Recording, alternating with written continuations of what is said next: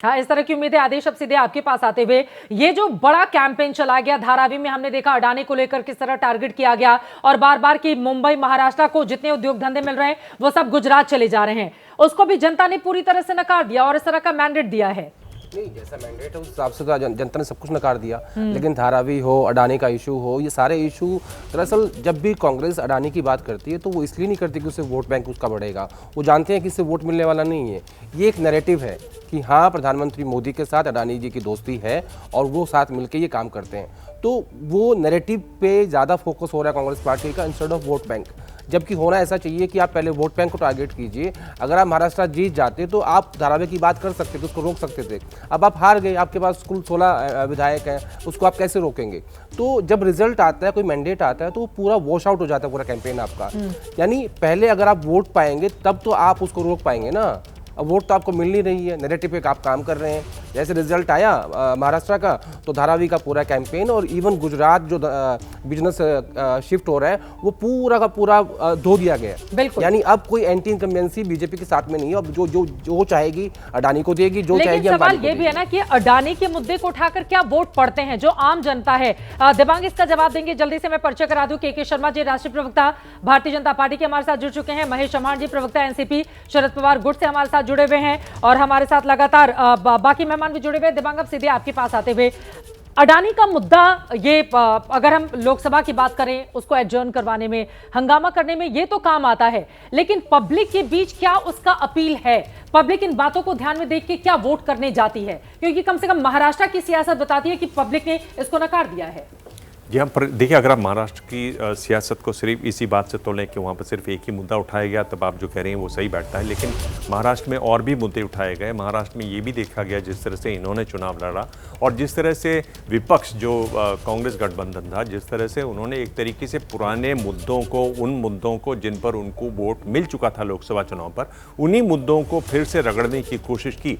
मुद्दे मेरे ख्याल से आप इतने चुनाव दर चुनाव नहीं चला सकते, मुद्दे आपको बदलने पड़ते हैं। और एक तरीके से एक अति आत्मविश्वास भी उनको था कि हम तो जीत ही जाएंगे। जिस तरह से ढीला ढाला रवैया कांग्रेस का रहा, सीटों के बंटवारे को आप देख लीजिए, जिस तरह से आपस में ही घटक दल एक दूसरे के बारे में बयानबाजी करते रहे, उम्मीदवार फ्रेंडली फाइट्स में दिखाई दिए।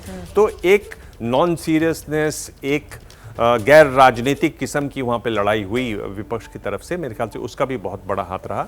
और दूसरी तरफ अगर आप देखें तो जिस तरीके से हारने के बाद एकजुट करने की कोशिश की, सबको साथ लेने की करने की कोशिश की, और उसके साथ जैसे मैंने कहा शिवराज जी ने जो रामबाण दिया उसको जिस तरह से अचूक तरीके से चलाया, और जो सर्वे उनके हो रहे थे उसमें बार बार ये आ रही थी कि बात कि भाई इस पर उनको वोट मिल रहे हैं, महिलाओं का समर्थन जहां ये पैसा जा रहा है वो दे रही हैं। बहुत क्लियरली नहीं जानती हैं कि कौन दे रहा है, उस आदमी का नाम क्या है, लेकिन इस पर उनको ये था कि सरकार जो दे रही है वो उनको पैसा दे रही है। और जिस तरह का जीवन में उन्होंने परिवर्तन लाए अपने जीवन में महिलाएं, अजित पवार के घर के बाहर से तस्वीरें आनी शुरू हो गई हैं, जरा फुल फ्रेम में दिखा दें।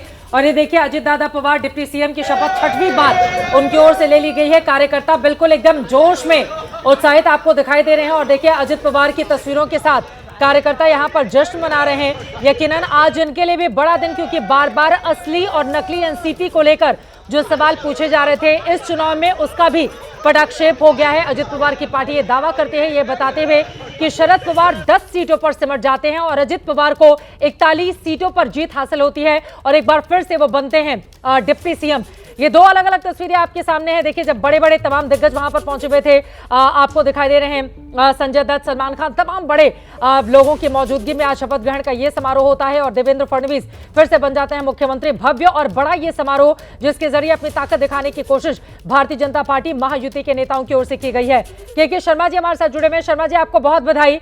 एक और राज्य में अब बीजेपी का मुख्यमंत्री, लेकिन इसी के साथ ही चुनौतियां भी आपके लिए शुरू हो गई हैं।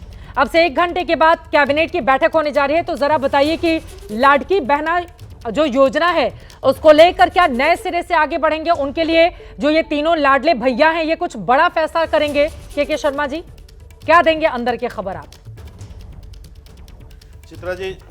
चित्रा जी, सबसे पहले तो मैं आज महाराष्ट्र की वो महान जनता को बधाई देता हूँ, उनको धन्यवाद देता हूँ जिन्होंने भारतीय जनता पार्टी के नेतृत्व वाली इस गठबंधन पर एक बार पुनः विश्वास अपना व्यक्त किया है और भारतीय जनता पार्टी के प्रति भी अपना जो है विश्वास व्यक्त करते हुए हमें आशीर्वाद दिया है। साथ ही साथ मैं फडणवीस जी को भी, जो मुख्यमंत्री का शपथ लिए हैं, और दोनों जो डिप्टी सीएम हैं, एकनाथ शिंदे जी और अजित पवार साहब, मैं सभी को आपके चैनल के माध्यम से बधाई देता हूं, अपनी पार्टी की ओर से भी, कि आज उनकी एक नई पारी जो है पुनः शुरुआत हो रही है। रही बात जो प्रश्न आप कर रही हैं, कि निश्चित तौर से बहुत बड़ा मैंडेट, बहुत बड़ा जनादेश हमारे नेतृत्व को वहाँ पर प्राप्त हुआ है। जब इतना बड़ा जनादेश मिलता है तो स्वाभाविक है कि जिम्मेदारियाँ भी बढ़ती हैं, और उसके साथ ही जिम्मेदारियों का एहसास भी है। और मैं इसको आपको याद भी दिलाना चाहता हूँ कि जब हम चुनाव आम सभा का भी जीते हैं, तब प्रधानमंत्री जी ने बार बार यहाँ से जीत के बाद कहा है कि जब हम एक बड़ा चुनाव जीतते हैं तो उसके साथ हमारी जिम्मेदारियाँ बढ़ जाती हैं। रही बात कि कौन सी योजना काम आई, कौन सी नहीं आई, अभी दिव्यांग जी कह रहे थे कि चुनाव के जीतने के बहुत से मुद्दे होते हैं। जब कोई चुनाव होता है तो चित्रा जी एक मुद्दा नहीं होता। मैं बार बार इस बात को कहता हूँ, तमाम मुद्दे होते हैं जो जुड़ते हैं, और तमाम मुद्दे हार के भी बनते हैं। तो ये जीत में बहुत से ऐसे मुद्दे हैं, चाहे वो मराठी लैंग्वेज को वहाँ पर दर्जा देने की बात हो, चाहे किसानों के लिए वहाँ पर जो सरकार ने किया, पिछली सरकार ने हमारी, या तमाम जो केंद्र सरकार की योजनाएं, वो सब जमीन पर उतरी और लोगों को एक विश्वास हुआ। और दूसरी तरफ विपक्ष के प्रति जो अविश्वास का भाव निरंतर देखने को मिल रहा है, और जो एक बड़ी पैमाने पर वहाँ जिस ढंग की तुष्टिकरण की राजनीति भी जो सामने देखने को मिली, मैं समझता हूँ कि इसको लेकर पूरे महाराष्ट्र के अंदर में काफी बड़ा रोष था। पूरे देश में भी रोष है, जिस स्तर पर जो आज विपक्ष पहुंच गया। मैं चिंतन के लिए छोड़ देता हूँ राजनीतिक विश्लेषकों के लिए, जिनको ये लगता है कि ये योजना और इसके प्रधानमंत्री के विरुद्ध, अभी मैं सुन रहा था, पता नहीं वो अपना दे रहे थे, वो 5 साल तक किसी बात का चिंतन करें। उन्हें चिंतन करने का ही काम है, उनको चिंतन करना चाहिए, क्योंकि उनको हमेशा प्रधानमंत्री और इनके प्रति जो है नकारात्मकता दिखती है। तो बधाई हो, ऐसे लोगों को मुबारक होना चाहिए कि वो 5 वर्ष के लिए उनको काम मिल गया है। अगले 5 वर्ष बाद महाराष्ट्र के चुनाव पे फिर मिलेंगे, फिर देखेंगे उनकी भी। लेकिन चुनाव दर चुनाव एक के बाद एक, देखिए अब आपके लिए दिल्ली का विधानसभा चुनाव, फिर उसके बाद बिहार का विधानसभा चुनाव, एक के बाद एक चुनाव भी तो शुरू हो जाएंगे। तो ये विश्लेषण का काम तो जितने भी राजनीतिक विश्लेषक हैं वो करते ही रहेंगे।